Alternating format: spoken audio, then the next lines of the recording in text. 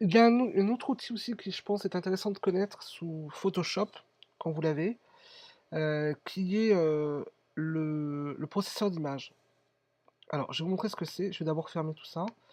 L'idée est la suivante, quand vous envoyez, des photos, quand on ne sait pas le faire, on a tendance à envoyer les photos dans leur format natif, c'est-à-dire dans le format dans lequel elles ont été prises. Si je regarde moi les photos, avec lesquelles j'ai travaillé là, dans mon format natif, elles font 3 mégas, des fois elles font 5-6 mégas, hein.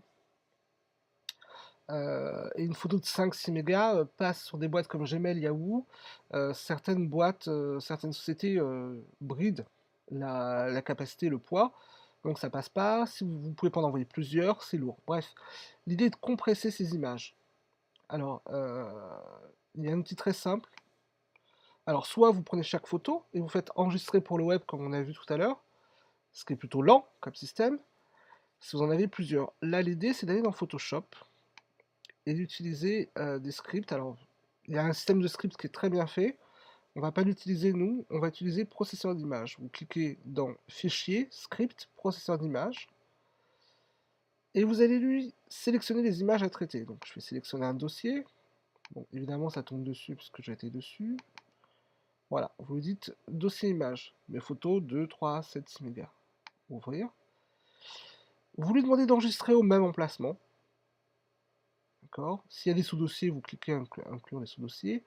Enregistrer au même emplacement. Vous lui demandez d'enregistrer en JPEG et vous changez la qualité.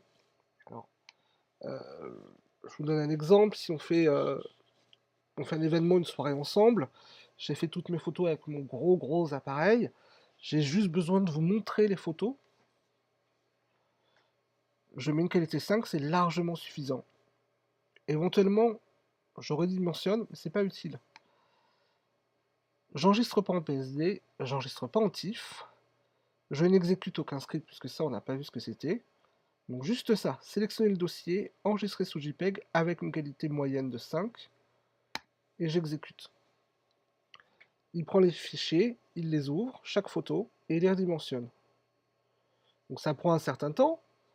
L'intérêt c'est que là vous pouvez aller prendre votre café si vous avez 200 photos, hein. Et là, si on revient dans nos dossiers d'origine, il a laissé nos photos, mais il a créé un dossier JPEG, et regardez la magie, une photo qui faisait 2 mégas 6, il l'a compressé 631 kilos, ce qui est beaucoup plus acceptable pour un email. Voilà, et là, vu comme ça, on voit pas directement la différence, hein. Voilà, donc si par exemple je compresse ces photos-là, voilà, si par exemple je les zip, j'ai un fichier de 4 mégas qui peut passer, et j'ai 5 photos, au lieu d'avoir mes 5 photos qui font, elles, 2 à 3 mégas.